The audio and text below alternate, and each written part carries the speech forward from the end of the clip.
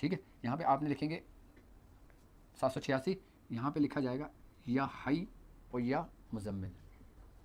ठीक है, अब चाल इसके जो अदद हैं वो है 22,818। ठीक है, अब ये नक्श भी किस तरह भरा जाएगा, इस नक्श की चाल से। मैं हर नक्श को भरने का तरीक़ेकार बता दूं, क्योंकि मेरे साथ जाहिर सी बात है हर ट्रांसलेशन में कोई ना कोई ऐसा शख्स होता है जो पहली दफ़ा देख रहा होता है, उसको पता नहीं होता। ये 15 का नक्श है, 1 2 3 4 5 6 7 8 और 9। ठीक है, इस चाल पे भरा जाएगा ना, यानी कि पहला खाना ये, दूसरा ये, तीसरा, चौथा, पाँचवा, छठा, सातवां, आठवां, नवां। पहले खाने के अदद क्या बन रहे हैं 22,818, तो दूसरे खाने के बनेंगे 22,819। ठीक है, अब तीसरे खाने के क्या बनेंगे 22,820। अब चौथे खाने के क्या बनेंगे 22,821। पाँचवें खाने के क्या बनेंगे 22,822। छठे खाने के बनेंगे 22,823। छठे खाने के, अब सातवें खाने के बनेंगे 22,824। इसके बनेंगे 22,825, 22,826। अब ये देखें, ये नश इसका बेस है 15 की चाल का। अब इस नश के ज़रिए हम इसमें सूरह मुज़म्मिल शरीफ का जो नक्श है उसके इन अददों को हम इस तरतीब से नक्श बना लेंगे।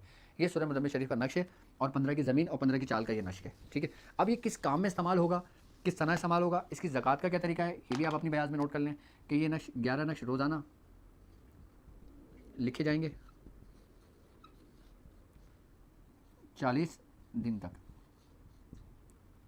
ठीक है, अब ये नक्श आप किन किन कामों के अंदर इस्तेमाल कर सकते हो। ठीक है, इसके लिए ये है कि अब कोई एक ऐसा शख्स है जो वो ये चाहता हो कि उसका फैज़ कहाँ पर है, उसका हिस्सा कहाँ पर है, उसका मुर्शिद कहाँ पर है, उस अदा कर लेनी है। जब इस नश की ज़कात अदा हो जाएगी उसके बाद वो इसी तरतीब से करेगा, लेकिन इसका तरीक़ेकार ये होगा कि जब वो पहले खाना बनाएगा तो एक बार सूरह मुज़म्मिल शरीफ पढ़ेगा। एक नक्श बनाना है उसने बस। ठीक है, पहला खाना बनाएगा एक बार। नक्श आप किन किन कामों के अंदर इस्तेमाल कर सकते हो। ठीक है, इसके लिए ये है कि अब कोई एक ऐसा शख्स है जो वो ये चाहता हो कि उसका फैज़ कहाँ पर है, उसका हिस्सा कहाँ पर है, उसका मुर्शिद कहाँ पर है, उसके सिलसिले में तबर्रुकात कहाँ पर हैं। ये ख़ास तरीका मैं इस नश के ज़रिए मैं आपको तालीम कर रहा हूँ। तो उस शख्स ने पहले इसकी ज़कात अदा कर लेनी है। जब इस नश की ज़कात अदा हो जाएगी उसके बाद वो इसी तरतीब से करेगा, लेकिन इसका तरीक़ेकार ये होगा कि जब वो पहले खाना बनाएगा तो एक बार सूरह मुज़म्मिल शरीफ पढ़ेगा। एक नश बनाना है उसने बस। ठीक है, पहला खाना बनाएगा एक बार सूरह मुज़म्मिल शरीफ पढ़ेगा और सूरह मुज़म्मिल शरीफ पढ़ेगा, ये ख़ास अमल नहीं पढ़ेगा, सूरह मुज़म्मिल शरीफ पढ़ेगा खाली। पहले खाने में जब ये अदद लिखेगा एक बार सूरह मुज़म्मिल शरीफ पढ़ेगा और उस पर दम कर देगा। जब दूसरे पे आ जाएगा तो दूसरे पे 2 मरतबा सूरह मुज़म्मिल शरीफ पढ़ेगा, तीसरे पे 3 मरतबा सूरह मुज़म्मिल शरीफ पढ़ेगा, चौथे पे 4 मरतबा सूरह मुज़म्मिल शरीफ पढ़ेगा, पाँचवें में 5 मरतबा सूरह मुज़म्मिल शरीफ, छठे में 6 दफ़ा सूरह मुज़म्मिल शरीफ, सातवें में 7 दफ़ा सूरह मुज़म्मिल शरीफ, आठवें में 8 दफ़ा सूरह मुज़म्मिल शरीफ और 9वें खाने में 9 मरतबा सूरह मुज़म्मिल शरीफ पढ़ेगा। और उसके बाद या हय्यु या मुज़म्मिल लिखेगा। उसके बाद पढ़ने, अच्छा किसी से गुफ्तगू नहीं करना उसने। अगर बीच में बोल दिया या किसी से गुफ्तगू कर ली या पानी मांग लिया या दरवाज़ा खोलने चला गया या उठ के किसी काम में चला गया तो उसका अमल ये फिर वो दोबारा से करेगा। अच्छा, ये नक्श वो बनाएगा सिर्फ़ और सिर्फ एक बार 9 चंदी जुमेरात को। 9 चंदी जुमेरात को ये नक्श बनाएगा। ठीक है, और उसके बनाने के बाद जब वो सूरह मुज़म्मिल शरीफ पूरी मुकम्मल इस तरीके से पढ़ लेगा, इस पर दम कर लेगा, इसको मोम जामा करके अपने सीधे बाजू पे बांध लेगा। ये नक्श खुद उसको उसके हिस्से के पास ले जाएगा। ये आम लोगों को देने का नक्श नहीं है ये। अब जो लोग कहते हैं ना कि भाई हम मुर्शिद को कैसे तलाश करें, हमारा फेस कहाँ पर है, जिसको मुर्शिद की तलाश हो उसकी मुर्शिद को कैसे तलाश करें, हमारा फेस कहाँ पर है। जिसको मुर्शिद की तलाश हो उसकी तलाश पूरी हो जाती है, जिसको मुर्शिद की जस्तुजू हो उसकी जस्तुजू पूरी हो जाती है, जिसको रूहानियत की तलाश हो उसको रूहानियत की तलाश पूरी हो जाती है। ये तरीका सिर्फ उन लोगों के लिए जो अपना सफ़र का इब्तिदा करना चाहते हैं। और अच्छा, अब वो नक्श जब बन जाएगा उसके बाजू पे बन जाएगा, आई बात समझ में। और जब वो अपनी मंजिल पे पहुंचेगा उसके बाद इस नक्श के कमालात शुरू होंगे, फिर उसका शेख उसको वो मंजिलें तय करवाएगा। ये तो है ख़ास लोगों के तरीके। अच्छा, अब उसकी फिर एक ख़ास बात होगी इस नक्श इस तरीके से बनाने के बाद, अगर वो शख्स सूरह मुज़म्मिल शरीफ उसके मामूल में हो, अगर इस तरीके से वो ये नक्श बना लेता है, आप उस नक्श के ज़रिए किसी भी साहिब मज़ार के पास जाते हैं ना तो आप उससे हम कलाम होते हैं, आपको उनकी ज़ियारत होती है, लेकिन अदब के दायरे में। अगर ज़रा से भी अदब के दायरे से बाहर आओगे तो ये तुम्हें ख़त्म कर देंगे, इसी की रूहानियत तुम्हें बर्बाद कर देगी। क्योंकि कहते हैं कि अदब पहला करीना है मोहब्बत के करीनों में। अदब है तो रूहानियत है, अदब है सब कुछ है, अदब है आजिज़ी है तो सब कुछ है, अदब नहीं है तो मोहब्बत भी नहीं है, चाहे आप दिखावे की कितनी मोहब्बत कर लो। अगर तुम्हें देखना हो ना कि मुरीद सादिक कौन है तो उसके अदब से उसको पहचान लो कि उसका बात करने का तरीका क्या है, उसका मिलने का तरीका क्या है, उससे उसका लहजा क्या है, वो किस तरह तुमसे पेश आता है। अदब अगर उसमें होगा तो वो बानसीब होगा, और बेअदब होगा तो बेनसीब होगा। अब इस नश का अब आम लोगों के लिए भी तरीक़ेकार मैं बता देता हूँ। अब वो लोग कि जो परेशान हो अपने घर के मामलात के लिए, तो इसी नश को लिख कर, अच्छा जो लोग आम लोग हैं वो बेचारे क्या ज़कात अदा करेंगे, तो चलें मेरी तरफ से उसकी आप लोगों को, आम लोगों को इजाज़त है कि नश लिख कर आप इंक पेन से लिख लें या फिर ज़ाफ़रान से लिख लें, ठीक है। उसको पानी में डालकर किसी बीमार को पिलाएं तो शिफा होगी, किसी आसिफ ज़दा को पिलाएं तो वो उसका आसिफ उसके वजूद से ज़ाइल हो जाएगा। कोई घर मुतासिर है तो इस घर का पानी छिड़कें, और कोई नया घर ले रहे हों और उस नए घर में आपको शिफ्ट होना है तो शिफ्ट होने से पहले ये नश लिख के एक बोतल पानी में इसको डाल दें। जब वो पानी हल हो जाए उस पानी से पूरे घर के अंदर वो पानी छिड़क दें।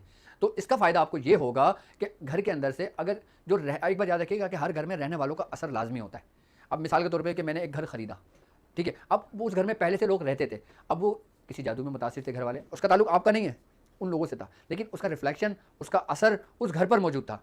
अब आप घर में शिफ्ट हुए तो आप भी उससे मुतासिर हो गए, आप भी उस घर से मुतासिर हो गए।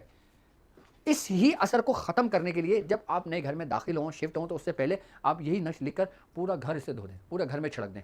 तो घर के अंदर जितनी भी नेगेटिविटी के असरात होंगे, रहने वालों के असरात होंगे, वो सब के सब ज़ाइल हो जाएंगे। ऐसा हो जाएगा कि जैसे आपने अपने मोबाइल को रिफ़्रेश कर दिया, बिल्कुल हर किस्म का वायरस आपके मोबाइल से चला गया, हर किस्म का वायरस आपके कंप्यूटर से चला गया, क्योंकि वो इस्तेमाल में था इसलिए वायरस आया। इसी तरीके से जब हम घर में रहते हैं ना, तो एक बात याद रखिएगा कि घर आबाद जो होता है ना, वो रहने वालों से होता है। वरना मैंने ऐसे भी घर देखे हैं जो बड़े बड़े महल हैं लेकिन वीरान है। एक झोपड़ी भी है ना, तो उसमें जो रौनक है, उसमें जो बरकतें हैं, उसमें जो रोशनी है, वो उस महल में भी नहीं है। तो ये आम लोगों के लिए, खासकर उन लोगों के लिए जो अपने नए घर में जाएं या कोई नया कारोबार शुरू करें या कोई दुकान देखें या कोई कारखाना देखें या कोई दुकान की जगह देखें, कोई गोदाम देखें, आप इसी नश को लिखकर पहले पूरे जो भी चीज़ आप नहीं लें आप उसमें छिड़क दें। अच्छा, अब हम गाड़ी लेते हैं, अब यकीनन जब रहने वालों का असर घर पर होता है तो गाड़ी का असर भी चलाने वालों का भी गाड़ी पर होगा। तो यही नक्श अगर आप चाहते हैं कि आप अपनी हिफाजत के लिए, अपनी गाड़ी की हिफाजत के लिए या अपने लोगों की नज़रें बस से महफूज रहने के लिए, आप ये नक्श लिख के गाड़ी के अंदर डैशबोर्ड में कहीं भी आप छुपा के लगा दें, चाहे किसी की नज़र पड़े या ना पड़े। इस नश के तासीर से उस गाड़ी के ऊपर जो इतनी नेगेटिविटी होगी, जितने मामला, क्योंकि देखो इंसान की हसद का शिकार इंसान उसी वक्त से होता है जब वो उन नेमतों का इस्तेमाल करना शुरू करता है जो रब उसको अता करता है। अब ये नेमतें जिनको नहीं मिली होती तो उनके अंदर एक आग सी लग जाती है कि इसके पास तो ये है और मेरे पास ये है, उसके पास तो वो है, मेरे पास तो ये है, इसके पास तो ये है, ये तो ये कर रहा है, तो वो कर रहा है, ये तो यहाँ चला गया, तो वहाँ चला गया। ये पूरी दुनिया में हर ख़ानदान का तरीक़ेकार है, हर जगह। अच्छा, इससे कोई ये नहीं कह सकता कि ना जी मैं इससे मुतासिर नहीं हूँ, बाकी तमाम लोग मुतासिर हैं, हर शख्स मुतासिर होता है। अच्छा, इंसान की तबाही और इंसान को नुकसान होने का खदशा सबसे पहले उसको अपने घर से शुरू होता है, अपने ऐसे ख़ास रिश्तों से शुरू होता है, क्योंकि हर नेगेटिविटी, हर नेगेटिव रेस आपकी पॉजिटिव रेस को मुतासिर करती है, क्योंकि जब माइनस प्लस में मिलती है तो माइनस उस पर गालिब आती है। इसीलिए बुजुर्गान दिन फरमाते हैं कि जो शख्स अल्लाह का नाम लेता है, अल्लाह तबारक तआला का कलाम पढ़ता है और उन तरीकों को फॉलो करता है जो उनके बुजुर्गों के तरीक़ेकार हो हमारे, तो यकीनन वो हर किस्म की नागानी आफतों से महफूज हो जाता है। अब यकीनन हमारे ऊपर जो परेशानी आती है वो हमारे अपने हाथों की कमाई की वजह से होती हैं, और जो हमारे अपने हाथों की कमाई की वजह से हों तो यकीनन वो हमें नुकसान पहुँचाती हैं। कोई भी मुश्किलात अल्लाह की तरफ से, हर चीज़ अल्लाह की तरफ से है, लेकिन उसका जो रीज़न होता है ना वो हमारे अपने हाथों की कमाई की वजह से होता है। अगर हमने अपने हाथ से कोई काम बिगाड़ दिया तो हम यही हाथ उठा दें अपनी रब की बारगाह में, वो उन परेशानियों को उठा लेगा। ये नश बीमारी को पीने के लिए दिया जा सकता है, आसिफ ज़दा को पीने के लिए दिया जा सकता है, और बाकी जो ख़ास लोगों का जो तरीक़ाकार बताया वो किया जा सकता है। बाकी ख़ास अमल जो लोग कर रहे हैं इसको अपनी बयाद शादिया का हिस्सा बनाएं, ठीक है।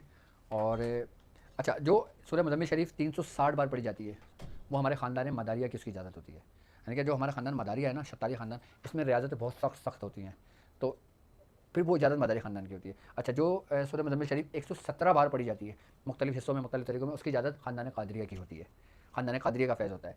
और जो 92 मरतबा सूरह मुज़म्मिल शरीफ पढ़ी जाती है वो निज़ामिया ख़ानदान में पढ़ी जाती है।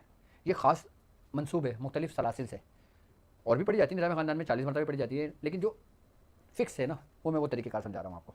और जो 40 बार पढ़ी जाती है शाह वली अल्लाह मुहद्दिस देहलवी के ख़ानवादे से पढ़ी जाती है। अच्छा, शाह वली अल्लाह का आपका शाज़ली सिलसिला भी है, आप साबरिया सिलसिले से भी ताल्लुक़ रखते हैं, शाज़लिया सिलसिला भी आपको एक बड़ा, शाज़लिया सिलसिला एक बड़ा सिलसिला है आपसे, जो शाह वली अल्लाह मुहद्दिस देहलवी से चला है। और हम लोग जो हैं, हम लोग कादरी शाज़ली हैं। शाज़लिया हम लोगों को मुख्तलिफ़ जगहों से बुजुर्गों से निस्बतें मिली हैं। अब लोग शाज़ली का बोलते हैं तो भाई मुझ पर जो रंग गालिब आया मैंने वो अपनाया, जो तुम पर गालिब आए वो तुम अपनाओ। अब फैज़ किसका है? सब कुछ उन्हीं का तो है, मेरे मुर्शिद का तो है। मेरे मुर्शिद तो सारे रंग लेके बैठे हुए हैं। अब तुम चाहो कि लो जी हम सारे रंग चढ़ा लें अपने ऊपर, तो सारे रंग में फिर आपको क्या होगा आप बेहतर जानते हो। इसलिए बेहतर ये है कि एक रंग में रंग जाओ और पूरा अपने मुर्शिद में रंग जाओ, क्योंकि मुर्शिद तुम्हारा हर रंग लिए बैठा है, वो निज़ामिया ख़ानदान में लिया बैठा हुआ है, वो ख़ानदान कादरिया भी, निस्बत शाज़लिया भी, निस्बत अबुलुलाई भी, निस्बत फ़िरदौसिया भी, निस्बत कुबरोई ख़ानदान भी, शत्तारिया भी, जुनैदिया भी, तमाम 14 खानवादे, 32 वास्ते हैं और निस्बतें हैं।